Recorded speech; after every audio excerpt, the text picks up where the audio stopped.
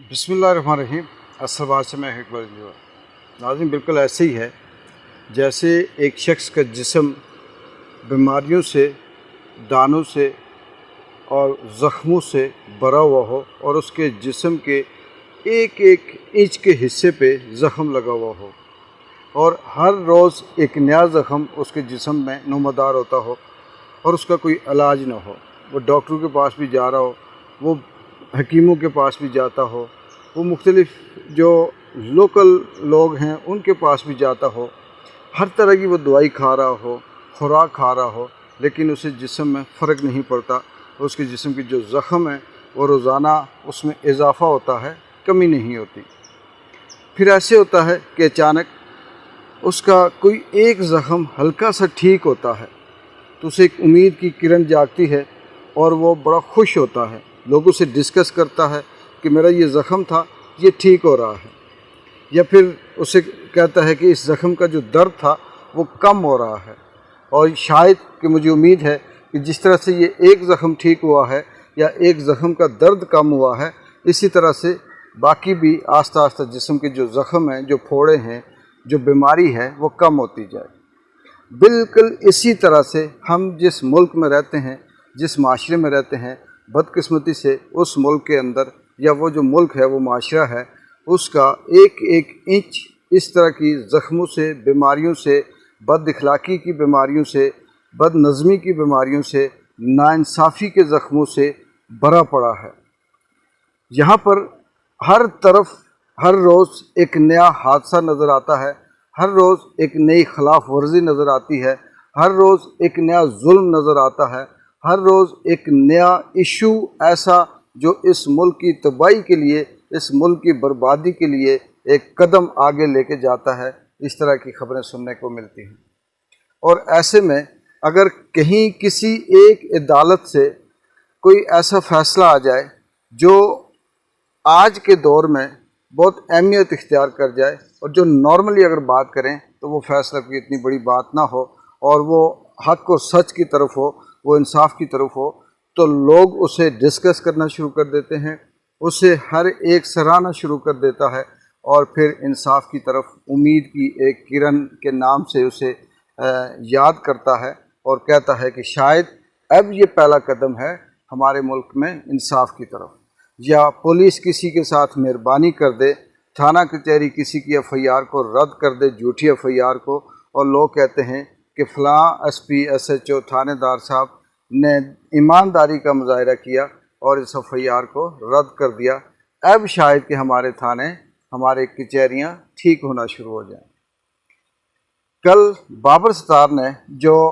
शहरयार अफरीदी को और उसके साथ जो शंदाना गुलजार थी उनको रिहाई दिलवाई, उनको MPO 3 के जो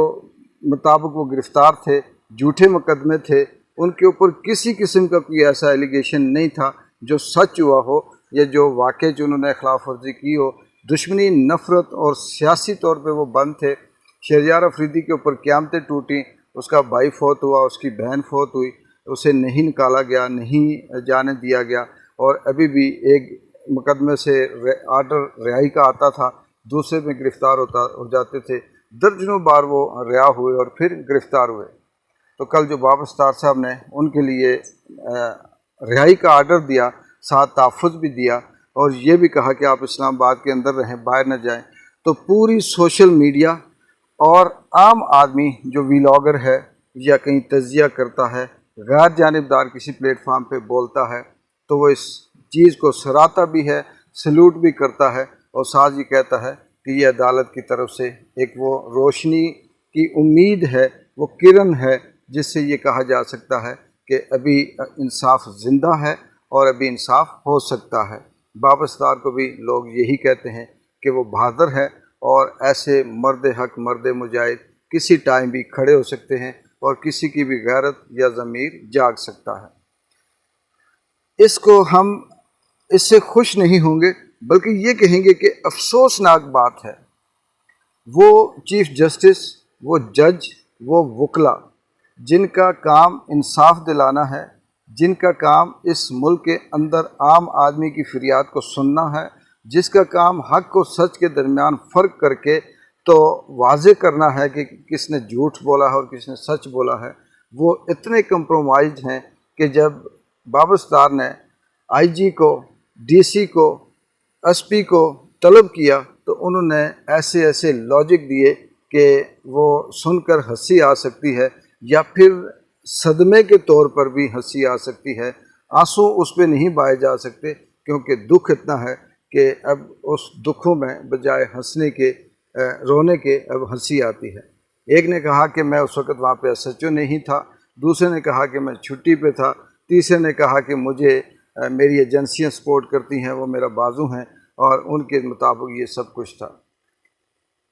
इस बात से कतई नज़र के क्या सच था क्या नहीं था, अफसोस इस बात का होता है कि डीसी साहब को ये नहीं पता कि किसके आर्डर पे वो ये सब कुछ कर रहे हैं और फिर किस तरह से उन्होंने क्या जवाब नहीं देना, कब तक ये बंद रहेंगे, कब तक ये कैद रहेंगे।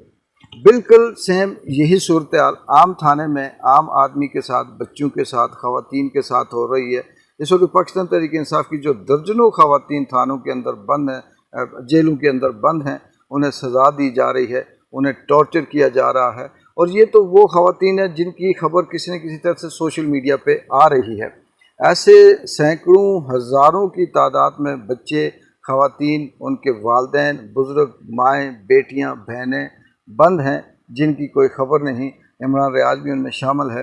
कि वो किस हाल में हैं, क्यों बंद हैं और कौन है जो उनके हक़ में बात करेगा और इंसाफ दिलवाएगा उनको। इस मुल्क के अलावा कहाँ जाएंगे वो? क्या अमेरिका से, यूरोप से, चाइना से, ये जापान से कोई वकील आएगा जो इन्हें इंसाफ दिलाएगा? ह्यूमन राइट्स की वो सारी तंजीमें जिनके हम नाम सुना करते थे, वो अब एक कागज़ के ऊपर लिखी हुई तहरीरें और कागज़ी तंजीमें लगती हैं। इमरान खान के साथ भी सेम दुश्मनी और नफ़रत वाला सिलसिला जारी है। किसी किस्म का कोई ऐसा जो क्रिमिनल किस्म का एक्ट है जो इमरान खान के ऊपर ना लगा हुआ हो, जो इमरान खान जिसके नाम से इमरान खान के ऊपर एफआईआर ना दर्ज हुई हो, लेकिन उसमें से वो एक का भी मुर्तकिब नहीं हुआ। साइफ़र, अभी इन्होंने नई एफआईआर दर्ज की कि साइफ़र को लीक किया गया, लेकिन सवाल ये पैदा होता है कि यही अदालतें पहले तो दिन में 6-6 दफ़ा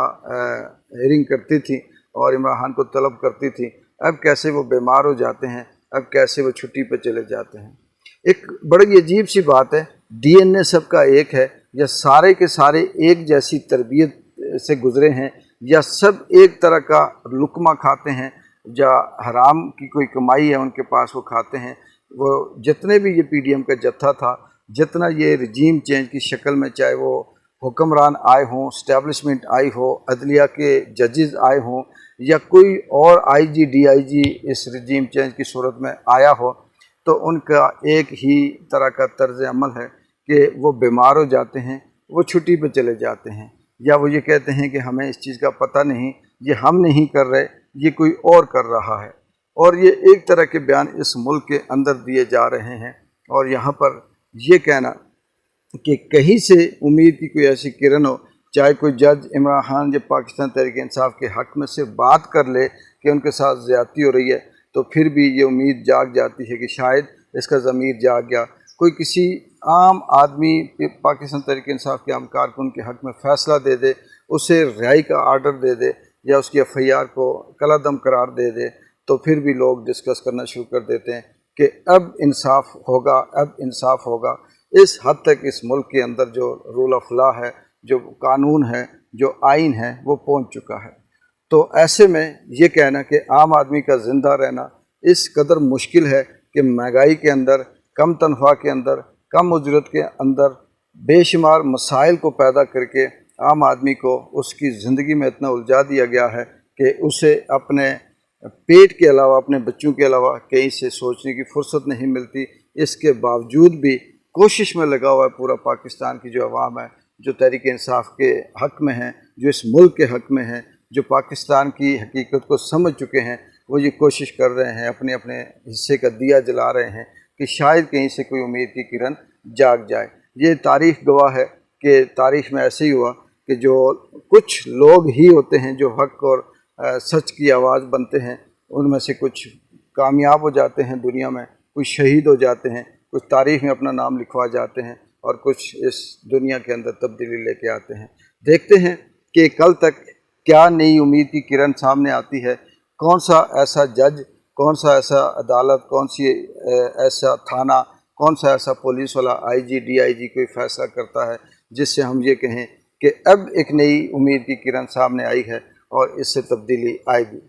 अगली एक ताज़ा अपडेट वीडियो तक इकबाल एंजॉय को इजाज़त दें। अल्लाह हाफिज़।